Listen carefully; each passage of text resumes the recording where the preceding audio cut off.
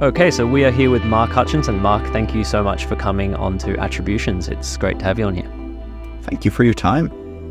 So Mark, before we get started, I'm wondering if you can give us a brief background on who you are and your career and any other kind of bona fides that you think are important. Sure, thank you. So my name is Mark Hutchinson. I'm a director in the Global Wind Energy Council, or GWEC, Asia policy team. I've been in Asia for 30 years. I've worked across many different parts of the energy sector, including gas and power. I've even done some oil, looked at some coal projects. And in the last 8 or so years, I've been fairly exclusively focused on the renewable space, and more recently with wind. But my background is a sort of a more general sort of energy sector background. Awesome, Mark. So you've been on both sides of the aisle. Absolutely. Well, Mark, today I did want to talk about a recent report that your organization GWEC has released that kind of broadly covers the issue of offshore wind and how it can potentially exist, or as the report says, coexist with fishery, the fishing industry in South Korea. Now, the topic itself isn't really discussed much when we think about the general narrative surrounding renewables. Now, it's quite niche. So I'm wondering if you can just expand on the issue itself by, and what's being raised by the fishing communities, for example, in response to the government's push for more offshore wind in South Korea. Yeah, so first of all, engagement with the fisheries is normal. When, if you think about you're doing an onshore solar project or an onshore wind project, you're dealing with farmers, you're dealing with local communities. And when you're dealing with offshore wind, you're dealing with similar issues, but they're just offshore. And so the industry has developed over the years a series of best practices about how to engage with fisheries and local communities. And the idea is you always do this early. When you're thinking about putting a project somewhere, you go and you start talking to the local fisheries associations, you start talking to the local governors, the local mayors, looking at the ports, talking to the port operators, looking at the local supply chain, seeing what's available for you there. Because in general, the idea is you want to use as much local content, as much local labor as you possibly can. Because what you want to do is you want to become part of the community. You want the fisheries, if the fisher people no longer want to fish, but they want to do operations and maintenance and have a 20-year contract, which the wind farms will have, there are very long-term jobs created for this. So, the fisheries are very understandably worried that if an offshore wind project comes in, their fishing rights may be limited. Is there an impact on the fisheries themselves? Is there a decline in the fish population? And these are, if I were a fisherman, I would be worried about this if somebody came in and said, I'm going to install 50 wind turbines, 20 kilometers off the coast. So the idea is you need to really engage early and you need to listen to them. You can't just go in and say, here, this is what we're going to do. You have to go in and you have to talk to them. What are your concerns about this? Here's some examples of how we've done this in Scotland, in Norway, in Taiwan. Here's what's happened to fish populations. Here's what's happened to employment as you go through the life cycle of a offshore wind farm. You've got the construction part. So it's really this trust building, and you don't build trust without engagement and without active listening. So again, we encourage our members who are, all of the major global turbine manufacturers, as well as most of the major global wind developers. We always encourage them to follow best practice. And of course, most of them do, to really engage. And what is best practice in terms of, when you're engaging with fishing communities, for example? You mentioned that, I think you mentioned Scotland and Norway, for example. Do you have anything that comes off the top of your head about why, particular projects were successful in that context? It's early engagement. And I know it sounds a little bit like a broken record and we repeat ourselves. But, the first thing you do is if you're a developer and you're thinking about building an offshore wind project, you quickly hire somebody with local language capabilities, somebody who understands the culture, potentially is even from the area where you're thinking about building your wind projects or looking at it. And you really, insert yourself into the community. You meet the mayor, you hold information sessions, you take questions, you do campaigns with schools, you contribute to building community centers, you really work to engage and build yourself into the community. Now, would you say that there is weight to the arguments that the fishing communities in this context in South Korea are suggesting? Now, they're mostly worried about, fish stock declines, as you mentioned, and, for example, maybe species distribution. Is there any precedent to suggest that offshore wind has these effects in general elsewhere in the world, if not Korea? It's a difficult question to answer because it's quite varied depending upon the site. But in general, there is not a significantly negative impact on fisheries from offshore wind. It's difficult to understand that, right? So, you could imagine, you have these 150-meter towers installed in the middle of the ocean. And, the fisheries naturally think that this has to have a negative impact. And there are some negative impacts, let's be clear. During construction, there's negative impacts, but there are ways that you can mitigate those impacts during construction. But basically during the operations, there's extraordinarily limited and minimal impacts on fisheries. There are trade-offs between allowing the fisheries to continue to fish within the wind farm site, or they're excluded. And again, it may depend on the type of fishing, whether it's bottom trawling or otherwise. So there's a few issues there that are real, and you have to acknowledge the concerns of the fishermen. We, for example, when I was in Korea last month, we met with the head of the National Fisheries Association. And just to give you an idea of the scale, Korea is a peninsula, as I'm sure you know. They have 150,000 members in the Korean Fisheries Association. So when we went to meet the head, he had a big glass conference, a conference table with a glass cover, and under it he had a map showing the location of every proposed wind site. So that tells you either he put it there just for us, or that he thinks about it on a very daily basis. And that's legitimate. We have to acknowledge that it's a concern. And if you don't go and you don't talk to and engage, the fisheries, that concern only gets worse. And I will say something. There are people that don't want to see offshore wind succeed or other types of renewables succeed. And so there's a fair amount of misinformation and disinformation being spread. So if the industry does not actively engage, information is found from other sources that may be less credible or that may be purposely misleading. And so that's something that we are also very actively working to counter. Now, would you say that, for example, these, when we do talk about, disinformation and things like that, or just, things that get thrown around on messaging platforms from God knows where, do you think that this is overall contributing to any kind of delayed projects from going ahead or getting approved? Like, is this pushback, or is this, is the general feeling there leading to any delays in project approvals? If you think about every time that there's a level or some piece of disinformation or misinformation, and so, for example, killing whales or, killing fish from the vibration from the wind farms, this is all completely misinformation.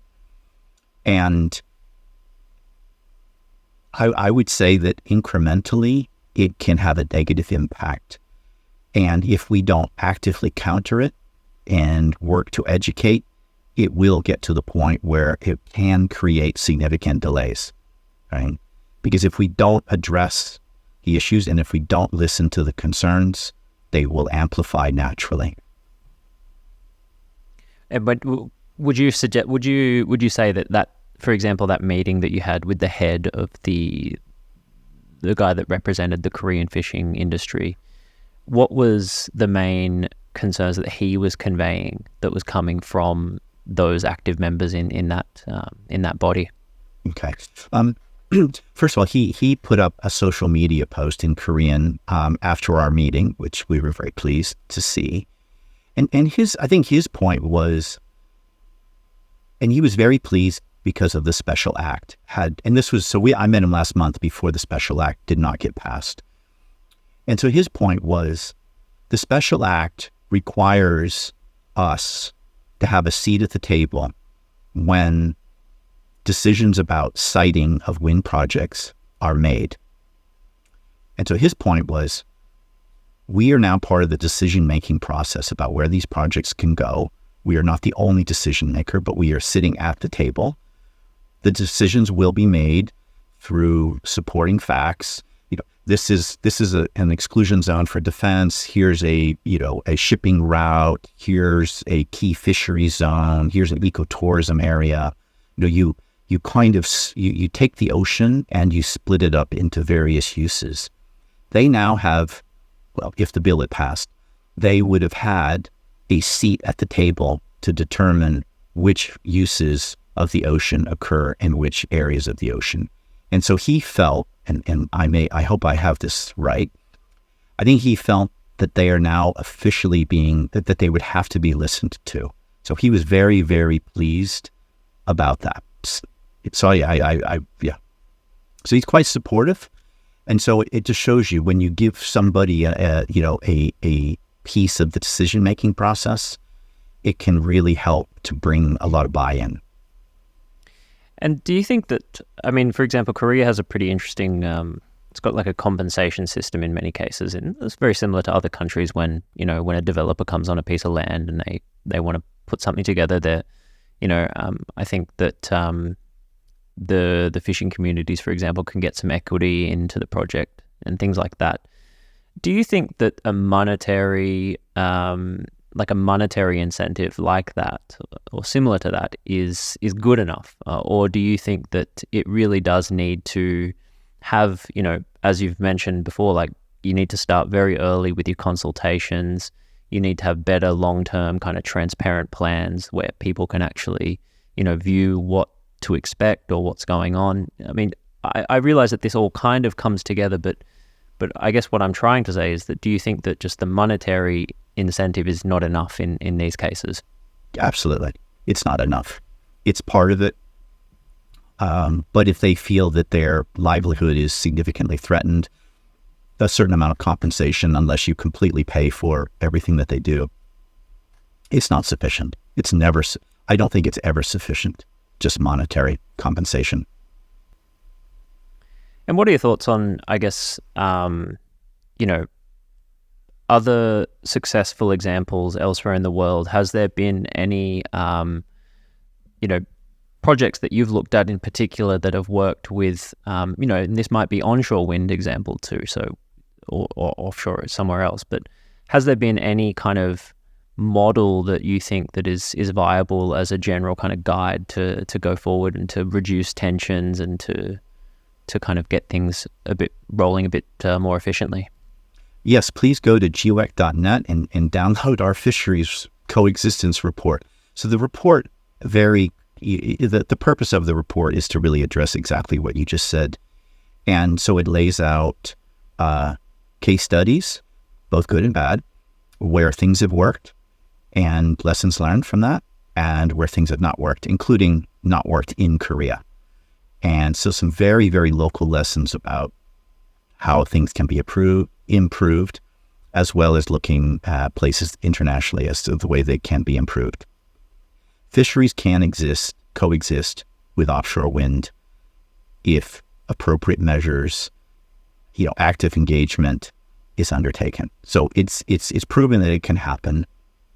So I think that the lessons for Korea are, it can work. It takes some time, effort, and money, but let's find a way to move forward. I'm curious to know if you're able to shed a bit of light on what doesn't work. For example, you mentioned that so what are some examples where you just basically kind of just should say no to? Well, if you go in and you announce a project without having significant engagement with the community before you announce the project, your project is at risk. And I know it sounds very simplistic, but unless you go and you talk to the communities very early on, you will have problems. It is almost guaranteed. So I know it. Some of the developers look at it and say, "Oh, this is going to cost a lot of money. I've got to hire all these people locally." But I think that the most of our members will do that because they understand the return on investment is very significant. And again, these projects are massive. A small wind farm, offshore wind farm, is $1 billion US. A big one is $3, $4, $5 billion. So hiring, some local, community engagement people and, doing some education seminars at the local community center, working with the mayors and the schools, the universities, is not a lot of money compared to your $1 to $3 to $5 billion for your project. So it's money very well spent. And in your opinion, what would you like to see happen in the context of the situation in South Korea? What would be your ideal scenario where things move forward in a generally a positive way? The special act gets passed within the next year, which we think is quite likely. We also work very closely with the Korean Wind Energy Industry Association, and they're our partner for our upcoming Asia Wind Summit in Incheon at the end of November. And so I think that, having working... Sorry, I lost my train of thought. Ask that question again, please. That's all right, Mark. So in your opinion, Mark, what would you, going forward, what would you like to see happen in the context of South Korea? And how would you like to see things develop going forward if the country is to, achieve its ambitious offshore wind goal and also work with fishing communities so that, both sides of the table kind of benefit from the development itself? Yeah, so I think the first thing is the passage of the Offshore Wind Special Act. And as I noted earlier, that gives a very sort of official seat at the table for the fisheries industry to, in site selection, for example, when looking for offshore wind. So that is really the number one way to start.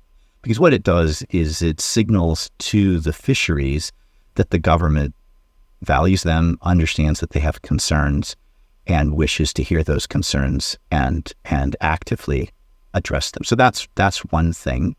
The other thing that we're doing is we're working with our partner, the Korean Wind Energy Industry Association, who's also our partner for our upcoming Asia Summit in November at Incheon.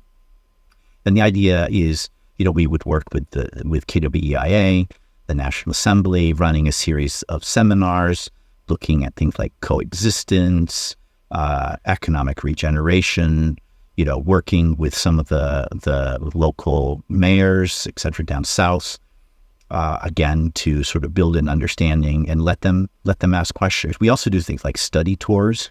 We take officials, we bring them to ports, say in the UK, that have seen economic regeneration. We have them speak to the fisheries industries there to understand, how they were engaged in the process, what they, from the fisheries point of view, in other countries didn't like, etc. So again, when you engage and you talk and you listen, you show them what can be done in other countries. It's a very powerful